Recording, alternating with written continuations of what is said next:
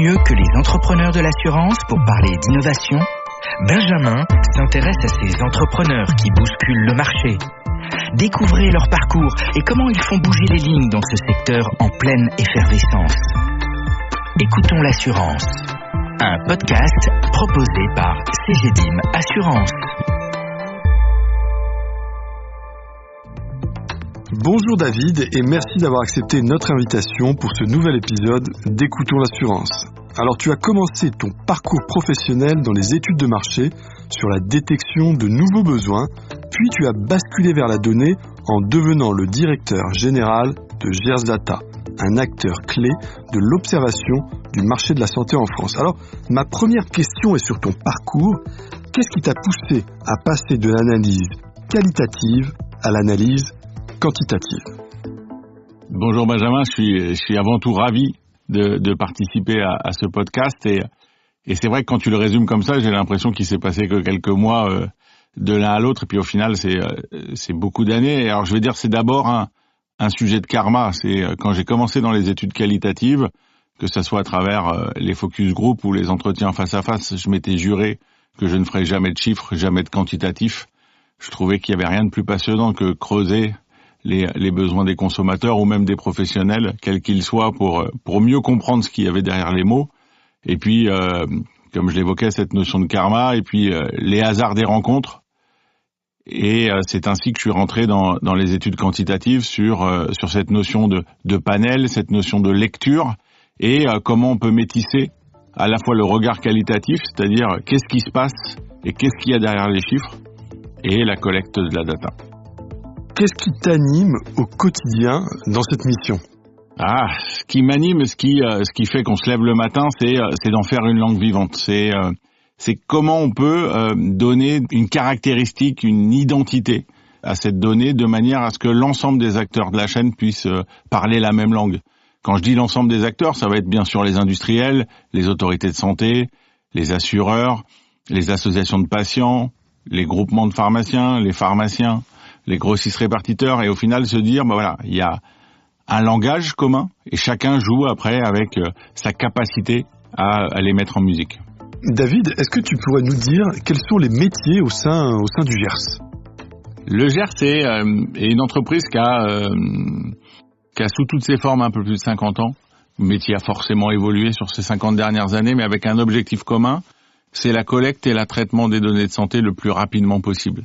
Quand on parle de données de santé, elles sont de différentes formes. Il y a les observatoires issus des logiciels médecins, il y a les observatoires issus des pharmaciens, il y a la collecte des achats de médicaments et de produits de santé de la part des hôpitaux, de la part des cliniques, de la part aussi du réseau officinal.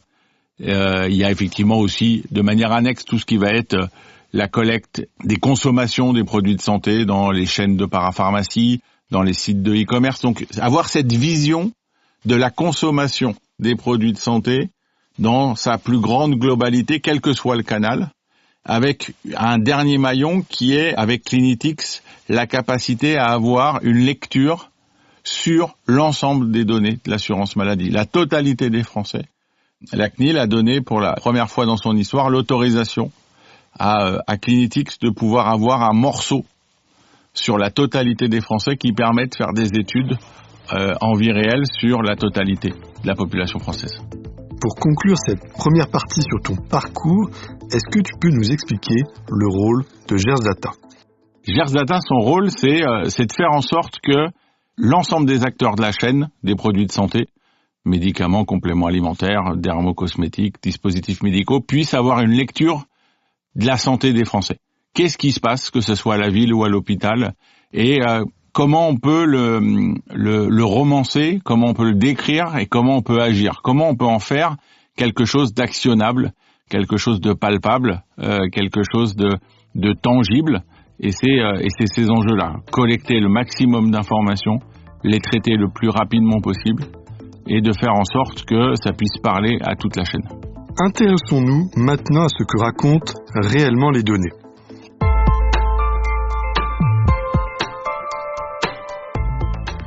Avec la richesse des données collectées année après année, Gersdata dispose d'un point de vue d'observation unique sur l'évolution du paysage de la santé. Alors, qu'observez-vous comme grande tendance dans le paysage de la santé en France et en 2025 ? La question, elle est tellement large. Alors, en fait, on peut dire, 2-3 points. Le premier point, c'est que on constate que le marché ou l'économie de la santé a été complètement dérégulée, complètement déstructurée. À titre d'exemple, le réseau officinal, jusqu'en 2020, c'est 36 milliards de chiffre d'affaires. De 2020 à 2025, on passe de 36 milliards à 48 milliards. 12 milliards de plus. Et fin 2024, le premier contributeur à la croissance du chiffre d'affaires, c'est les médicaments de prescription médicale obligatoire remboursables. Et quand vous faites cette lecture-là, 80% quasiment de la contribution à la croissance entre 24 et 23 est portée par le médicament. Ce qui change en 2025 de manière radicale, c'est que le médicament constitue toujours le premier contributeur à la croissance, de l'ordre de 55-56%, et le deuxième contributeur à la croissance, c'est les vaccins. C'est la première année où la prévention, dans le sens le plus large du terme, avec le zona, avec le pneumonie, avec le VRS, avec la grippe, est devenu le deuxième contributeur à la croissance du réseau officinal. C'est donc depuis 2020 que la prévention a pris une place importante. Depuis 2020, peut-être pas, parce que du coup, ça voudrait dire que du coup, on serait en avance, ce qui n'est absolument pas le cas. Mais 2025 par rapport à 2024, le virage sur l'usage du vaccin, puisque on reste un pays qui a découvert le vaccin et pour autant avec une défiance qui est remarquable. Ce qui fait que le pays est attachant, c'est que quand vous avez des vaccins en stock, personne n'a envie de se faire vacciner. Dès que vous communiquez sur le fait qu'il risque de ne plus en avoir, tout le monde a envie de se faire vacciner. Tu parlais tout à l'heure de transformer la data en langue vivante. Alors concrètement, est-ce que tu as des exemples d'interprétation de données sur l'ensemble de la population ? Il y a beaucoup d'exemples. Je vais peut-être en prendre un qui m'a marqué cette année avec une filiale de Gers Data, donc qui est Clinetics. Ils ont fait une analyse sur une pathologie respiratoire engageante, impliquante, et constaté à travers toutes les données de l'assurance maladie, donc la totalité de la population, qu'au final, au bout d'un an, on allait avoir 30% des Parisiens de l'Île-de-France qui arrêtaient son traitement, 40% du Sud-Est, et que globalement, 40% des Français arrêtaient le traitement au bout de 30 mois. Et la conséquence, c'est que la mortalité suit le même trend. C'est-à-dire qu'on avait 40% de ces patients qui mouraient à 30 mois. Donc le premier point, c'est de dire, voilà, on sait qu'on a un déficit de persistance au traitement qui permettra demain de faire des économies sécurité sociale.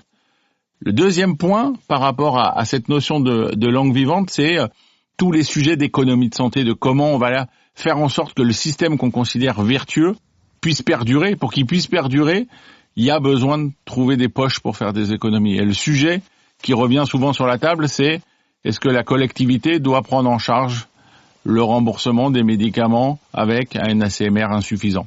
Et on a fait une étude dans ce contexte-là sur la prise en charge des ALD et en plus dans le Ségur est décidé qu'un certain nombre de produits ne soient plus pris en charge à 100% pour la collectivité. L'enjeu, c'est de dire, OK, quel est l'impact pour le patient, quel est l'impact pour les complémentaires et comment on s'assure qu'au final, on a cette persistance au traitement. Parce que même si le traitement n'est pas directement lié à l'ALD, il est une conséquence des traitements de l'ALD. Comment on définit qu'est-ce qui est pris en charge par la collectivité, qu'est-ce qui est pris en charge par les complémentaires pour que le système continue à tenir malgré une charge économique qui est très forte. La donnée est particulièrement sensible. Comment, chez Gers Data, vous garantissez la sécurité et la confidentialité des données que vous collectez et que vous analysez ?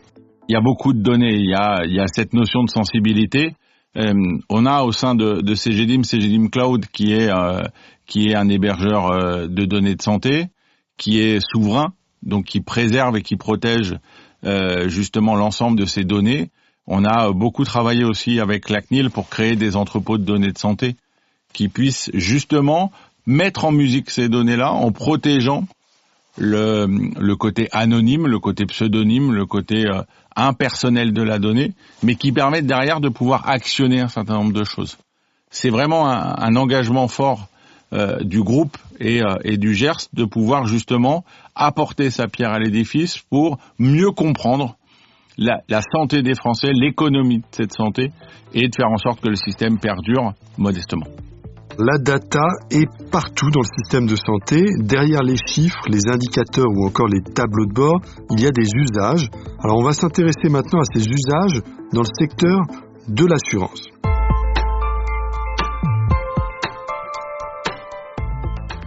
La maîtrise des dépenses de santé est aujourd'hui un enjeu majeur.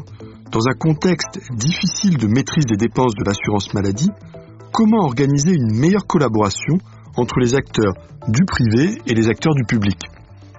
Je rajouterais même dans un pays où le public déteste le privé et le privé n'arrive pas à communiquer avec le public, et au final, c'est excessivement complexe de se dire qu'est-ce que chacun peut apporter de manière à créer un système vertueux. Cette notion qu'on pourrait mettre derrière une seule santé, c'est-à-dire que pour que chacun aille bien, il faut que l'autre aille bien, et de manière circulaire. Pour revenir sur ce que tu évoquais, sur cette notion de dérégulation qu'on évoquait au début, de ces dépenses de santé qui sont de plus en plus importantes. À titre d'exemple, si on ne prend que les médicaments innovants, si on met la barre au-dessus de 1 930 € pour vous montrer à quelle vitesse les choses elles vont, c'est 0,08% de ce que livre le grossiste répartiteur auprès du réseau officinal, quand on parle de médicaments de prescription obligatoire remboursables, c'est 23% du chiffre d'affaires. C'est quasiment stable en termes de dynamique de janvier à mai 2025. De janvier à octobre 2025, on est parti sur 9% de croissance. Donc on a cette intégration des médicaments innovants, ce vieillissement de la population, qui fait qu'à un moment donné, on doit se dire mais de quoi l'État a besoin pour avoir effectivement une prise en charge des maux du quotidien, des pathologies du quotidien, mais également une meilleure prise en compte des pathologies dites innovantes ou rares pour que l'espérance de vie continue à, espérons-le, à croître. Tu travailles déjà avec l'assurance maladie. Est-ce que tu as des exemples concrets sur ces collaborations? Aujourd'hui, avec l'assurance maladie, sans divulguer de secret, on est le tiers de confiance dans la consommation des produits de santé, médicaments, ville ou hôpital, de manière à ce que le LEM puisse communiquer avec l'assurance maladie sur les mêmes métriques. Ça rejoint le point de langue vivante, ça rejoint le point de comment on s'assure qu'on parle bien des mêmes choses, qu'on y met les mêmes catégories de produits à l'intérieur, de manière. Donc il y a déjà au quotidien toutes les dépenses. Il y a le sujet bien sûr de la grippe, comment on s'assure que le démarrage est correct et tout à fait dans les standards attendus, comment on tient compte du vieillissement de la population pour la couverture vaccinale, comment on met les bons indicateurs de manière à pouvoir être le plus réactif possible. Et l'enjeu pour nous, il est là. Il n'est pas de dire est-ce que le Gers, il est au-dessus de la mêlée, à côté de... Non, en fait, on est juste là pour créer du lien entre assurance maladie et l'ensemble des acteurs de la chaîne. Pour conclure, comment tu peux imaginer demain des partenariats avec des acteurs privés de l'assurance santé? Il y a plein d'idées. Il y a forcément le sujet actuel, le sujet actuel des affections de longue durée. 9 ALD, une prise en charge quel que soit le taux de remboursement, avec une évolution du Ségur. Quel va être le rôle des complémentaires demain? Comment on va mesurer ce risque? Comment on va pouvoir définir les tranches de la population couvertes pour chaque assureur sur ces sujets-là? C'est-à-dire qu'aujourd'hui, les complémentaires ou les assureurs sont mal connus aussi du grand public. C'est quoi leur rôle? Comment j'allais dire le terme compensé, mais c'est pas ça, c'est comment ils sont complémentaires avec l'assurance maladie pour une prise en charge de la population. Et ça rejoint ce qu'on disait, par exemple, si on revient sur mon sujet des ALD et de la prise en charge des ALD, le sujet n'est pas de dire est-ce qu'il faut dérembourser un certain nombre de médicaments, c'est comment on fait en sorte pour que la prise en charge soit la plus équitable possible et que public et privé puissent prendre en charge la population pour une meilleure persistance au traitement, une meilleure qualité de vie, puisqu'au final, au-delà de l'espérance de vie, l'objectif derrière est la qualité de vie du patient. Donc l'objectif est bien entendu la qualité de vie du patient. C'était le mot de la fin. Merci David et à bientôt pour un nouvel épisode d'Écoutons l'assurance. Merci Benjamin.